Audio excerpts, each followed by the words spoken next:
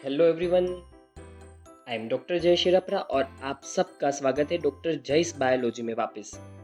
चलिए, तो हम चैप्टर नंबर 3 प्लांट किंगडम के बारे में पढ़ रहे थे और हमने प्रीवियस लेक्चर के अंदर एंजियोस्पर्म के क्लासिफिकेशन को और प्लांट किंगडम के इंट्रोडक्शन को पढ़ा था। आज इस लेक्चर में हम पढ़ने वाले हैं दो टॉपिक्स के बारे में। तो प्लांट किंगडम चैप्टर नंबर 3 और हम पढ़ने वाले हैं प्लांट किंगडम के अंदर आज आल्गी के बारे में एंड उससे पहले टैक्सोनॉमी नाम के टॉपिक के बारे में। तो हमारा सबसे पहला जो टॉपिक है उस टॉपिक का नाम है टैक्सोनॉमी, प्लांट टैक्सोनॉमी। एक ऐसा साइंस जो काम करता है क्लासिफिकेशन सिस्टम्स के ऊपर और हम टैक्सोनॉमी की डिफरेंट ब्रांचेस के बारे में पढ़ने वाले। हमारी पहली ब्रांच है न्यूमेरिकल टैक्सोनॉमी। न्यूमेरिकल टैक्सोनॉमी किसको कहते हैं? अब इसके नाम में इसका मीनिंग है। देखिए, न्यूमेरिकल मतलब नंबर्स, मतलब कि डेफिनेटली ये जो टैक्सोनॉमी है वो नंबर्स पे काम करती है। कौन कौन से नंबर्स की बात कर रही है? प्लांट्स में नंबर्स कहाँ से आ गए भाई? चलिए मैं आपको सम नंबर के बारे में समझाता हूँ। फॉर एन एग्जाम्पल, आप देख लीजिए कि पर्टिकुलर प्लांट के फ्लावर के अंदर कितने एंथर प्रेजेंट है। 5 एंथर प्रेजेंट है। तो स्पीशीज ए में आपने कंप्यूटर में डेटा लिख दिया 5 एंथर प्रेजेंट, आपने साइन भी दिया, एंथर को ए साइन दिया और उसके सामने 5 एंट्री कर दी। आप लोगों ने देखा पिस्चिल मतलब कि कार्पेल मतलब कि फीमेल रिप्रोडक्टिव जो पार्ट है वो उस स्पीशीज के फ्लावर में कितने होते हैं। पिस्चिल से आपने पी साइन दी या सी साइन दी कार्पेल से, और आप लोगों ने देखा और आपको पता चला कि फीमेल रिप्रोडक्टिव पार्ट तो सिर्फ एक ही है फ्लावर में, तो आपने एक नाम दिया। अब उस प्लांट के अंदर जो पेटल्स है, पंखुड़ियाँ जिसको हम कहते हैं, तो वो कितनी है? पेटल्स को कोरोला भी कहा जाता है, तो हमने सी सिंबल दे दिया पेटल्स को और लिखा भाई 5 पेटल्स है। और फिर सेपल्स जो greenish leaf like structure flower के एकदम बेस पे होते हैं, जो फ्लावर बड जब होता है फ्लावर तब उन्हें प्रोटेक्ट करते हैं, उसको हम सेपल्स कहते हैं। सेपल्स को कैलिक्स भी कहा जाता है। तो सेपल का एस, और हमने देखा कि सेपल्स भी 5 है। इस नंबर्स की हम बात कर रहे हैं। तो प्लांट के अंदर जो डिफरेंट डिफरेंट मॉर्फोलॉजिकल फीचर्स है, लीव्स, उनके अंदर जो उनका अरेंजमेंट है उसमें भी आप नंबर्स फाइंड आउट कर सकते हैं। इवन फ्लावर्स के अंदर जो मेंबर्स देखने को मिलते हैं, male reproductive part, female reproductive part, petals and the sepals, उनके नंबर्स को भी आप कंसीडर कर सकते हैं। ये जो कुछ भी मैंने लिखा है वो है स्पीशीज ए के बारे में। ए नाम की जो स्पीशीज है ये उसका डेटा है, और इस तरीके से मैं स्पीशीज बी, स्पीशीज सी, स्पीशीज डी, ऐसे बहुत सारी स्पीशीज के डेटा को कंप्यूटर के अंदर इंक्लूड कर सकता हूँ। इस तरीके से कंप्यूटर सॉफ्टवेयर के अंदर बहुत सारे डिफरेंट डिफरेंट प्लांट स्पीशीज के जो फीचर्स हैं, उनके जो डेटा है वो स्टोर हो जाएंगे, जो एक्चुअल में नंबर्स को शो कर रहे हैं। अब इससे सबसे बड़ा फायदा हमें होगा क्या? जब आप डिफरेंट डिफरेंट स्पीशीज के बीच में सिमिलैरिटीज और डिससिमिलैरिटीज फाइंड आउट कर रहे होगे, तब ये जो डेटा है वो आपको बहुत काम में आएगा। हम उसको कोड्स भी दे सकते, इवन नंबर्स भी असाइन कर सकते। कोड्स मैंने आपको बताया, जैसे ए या फिर पी या तो सी कोड दिया और हम नंबर्स आगे लिख देंगे। फिर कंप्यूटर है हमारे पास, सॉफ्टवेयर है, वो डेटा को क्या करेंगे? एनालिसिस करेंगे, प्रोसेसिंग करेंगे। हर एक कैरेक्टर को यहाँ इक्वल इंपॉर्टेंस मिलेगा। फॉर एन एग्जाम्पल मैंने यहाँ पर फिगर भी रखी है, देखिए यहाँ पर ये जो आपको दिख रहे 5, वो फीमेल रिप्रोडक्टिव पार्ट है, 5 स्टिग्मा है यहाँ पर, जबकि यहाँ देखिए एंथर तो बहुत सारे हैं, ये एंथर है, बहुत सारे हैं। तो नंबर्स आप लिख सकते हैं। उससे फायदा ये होगा कि आपके पास बहुत सारी स्पीशीज के जो डेटा है वो कंप्यूटर में स्टोर होंगे। मैन्युअली आपको सिमिलैरिटीज ढूंढनी नहीं पड़ेगी। आप कंप्यूटर में टाइप करेंगे, मुझे ऐसी स्पीशीज का लिस्ट बताइए जिसमें 5 एंथर पाए जाते हैं, तो फटाक से जो डेटा है उसमें प्रोसेसिंग करेगा और आपके सामने 50 स्पीशीज का लिस्ट एकदम सामने होगा।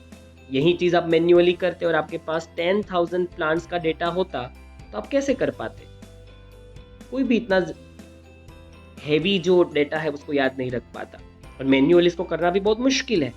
तो दर एक स्पीशीज जो है आपके पास है, जो डिफरेंट डिफरेंट स्पीशीज का डेटा आपके पास है, अगर वो कंप्यूटर में स्टोर है और हर एक फीचर को आपने कोड दे दिया और उसके सामने नंबर्स लिख दिए हैं, जो नंबर्स में वो चीज़ पाई जाती है, तो बहुत आसान हो जाएगा डिफरेंट डिफरेंट स्पीशीज को एक दूसरे के साथ सिमिलैरिटीज फाइंड करने के लिए या फिर डिससिमिलैरिटीज फाइंड करने के लिए कंपेयर करना।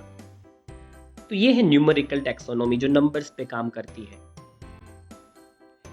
At the same time hundreds of characters can be considered. आप ये भी लिख सकते हैं 5 एंथर वाला और उसके साथ साथ जिनके ओवरी में 9 ओव्यूल्स देखने को मिलते हो, और उसके साथ साथ हम ये भी तो चाहते हैं कि प्लांट के अंदर जो पेटल्स है वो 5 होने चाहिए।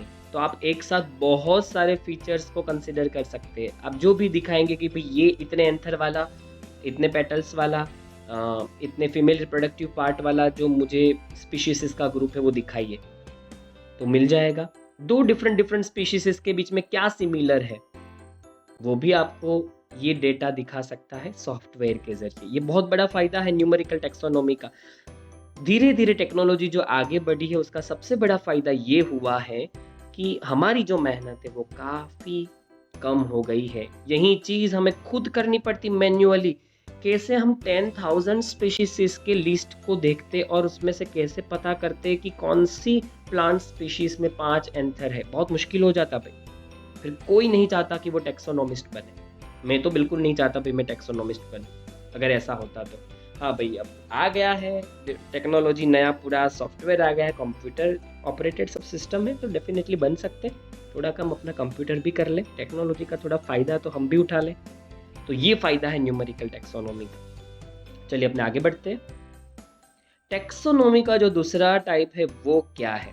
तो प्लांट किंगडम और टैक्सोनॉमी में हम बात कर रहे दूसरे टैक्सोनॉमिकल ब्रांच की, और उसका नाम है साइटोटैक्सोनॉमी। अरे भाई ठहर जा, ये प्लांट सेल घूमने क्यों लगा? रुक जा जरा, रुक जा, थाम। रुक गया। 3D इमेज ढूंढी है मैंने, बहुत अच्छा डायग्राम है जिसमें डिफरेंट डिफरेंट जो प्लांट सेल के अंदर ऑर्गेनेल्स देखने को मिलती है, बहुत ही क्लियर देखने को मिल रही है यहाँ पर। डेफिनेटली साइटो का मतलब होता है रिलेटेड विद सेल, इसीलिए तो सेल को रखा है यहाँ पर। तो जो साइंस सेल्स की स्टडी करता है, उसके अंदर जो ऑर्गेनेल्स है, जो फीचर्स है, उसकी स्टडी करता है, उसको हम साइटोलॉजी कहते हैं। और हम यहाँ पर सेल्स के फीचर्स को कंसीडर करेंगे, इसीलिए साइटोटैक्सोनॉमी नाम पड़ा। ये जो ब्रांच है टैक्सोनॉमी की, वो अलग अलग स्पीशीज के अंदर जो सेल्स देखने को मिलते हैं उनमें सिमिलैरिटीज क्या है, और कोई दूसरी स्पीशीज के अंदर कोई डिफरेंट टाइप्स के सेल्स तो नहीं देखने को मिलते, ये भी वो कंसर्न करता है। तो डिफरेंट डिफरेंट प्लांट स्पीशीज में अलग अलग कौन से किस्म के सेल्स देखने को मिलते हैं, वो कैसे यूनाइट होते हैं, उनसे कैसे टिश्यूज बनती हैं, सेल्स के अंदर क्या ऑर्गेनेल्स है और उनमें क्या क्या डिफरेंस है डिफरेंट डिफरेंट स्पीशीज में, ये सब कुछ जो स्टडी करता है वो टैक्सोनॉमी का जो ब्रांच है, वो टैक्सोनॉमी का जो एक्चुअल में पार्ट है, उसको हम साइटोटैक्सोनॉमी कहते हैं। वो नंबर्स पे कंसर्न करता था, ये सेल्स के फीचर्स पे, सेल्यूलर फीचर्स पे कंसर्न करेगा। कौन कौन से फीचर्स? क्रोमोसोम्स के नंबर। अब डिफरेंट डिफरेंट प्लांट स्पीशीज इसमें नंबर ऑफ क्रोमोसोम्स डिफरेंट ही होंगे। तो कोई प्लांट स्पीशीज में 25 क्रोमोसोम्स हैं फॉर एन एग्जांपल, तो किसी के अंदर 28 है, किसी के अंदर हो सकता है 36 हो, किसी में 56 भी हो सकते हैं। तो नंबर ऑफ क्रोमोसोम्स को ये कंसर्न कर सकता है। इन शॉर्ट सेल्स के अंदर जो कुछ भी है उसको ये कंसर्न करेगा। स्ट्रक्चर, सेल का स्ट्रक्चर कैसा है। बिहेवियर, सेल का बिहेवियर कैसा है। भाई सेल थोड़ी बातें करता है आपके साथ, तो आप बिहेवियर देखेंगे, कम्युनिकेट करता है, गालियाँ थोड़ी देता है सेल, उस बिहेवियर की बात नहीं कर रहे। सेल का बिहेवियर मतलब सेल प्रोड्यूस क्या करता है, कौन से केमिकल्स को प्रोड्यूस करता है, कितने अमाउंट में प्रोड्यूस करता है, भाई कब करता है और कब नहीं करता, ये सब कुछ देखा जाता है।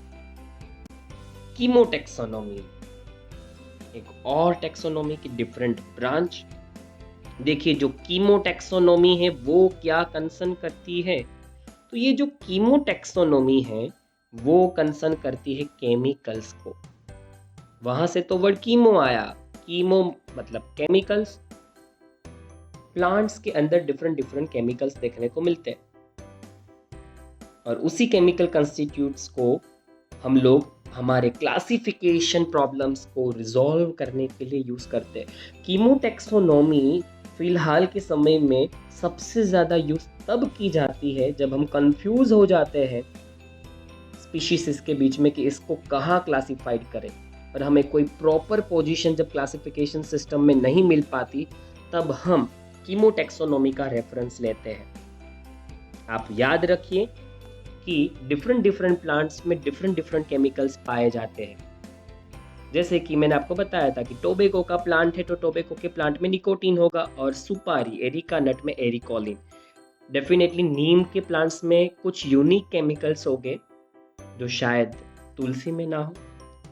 सर्पगंधा नाम का एक फेमस प्लांट है जो मेडिसिनल प्लांट है, आयुर्वेद में बहुत ज़्यादा यूज किया जाता है।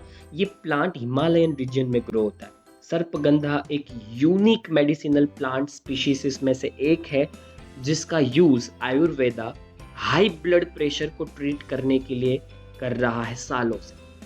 सर्पगंधा इफेक्टिव क्यों है, वो कौन से केमिकल्स के जरिए, उसके अंदर ऐसे कौन से केमिकल्स है जिसकी वजह से ये ब्लड प्रेशर को लो करता है, तो उसका आंसर है रेसरपिन नाम का केमिकल। अब ये केमिकल सिर्फ सर्पगंधा में देखने को मिलता है, शायद और प्लांट स्पीशीज में ना भी हो। तो ये हम बात कर रहे हैं कीमोटैक्सोनॉमी की, कि डिफरेंट डिफरेंट जो प्लांट स्पीशीज है डेफिनेटली उनमें डिफरेंट डिफरेंट केमिकल्स होंगे। उस तरीके से आप स्पीशीज को डिस्टिंग्विश कर सकते हैं, एक दूसरे से सेपरेट कर सकते हैं और क्लासिफिकेशन प्रॉब्लम्स को चुटकी में रिजॉल्व कर सकते हैं। These are also used by taxonomists these days। जैसे मैंने आपके बताया कि ये वाला जो टैक्सोनॉमिकल ब्रांच है वो फिलहाल बहुत ज़्यादा ट्रेंडिंग में है, तो इसका काफ़ी ज़्यादा यूज़ बढ़ चुका है। रीज़न मैं आपको बता चुका हूँ क्यों प्लांट टैक्सोनॉमी के अंदर कीमोटैक्सोनॉमी का यूज़ इंक्रीज हो गया है।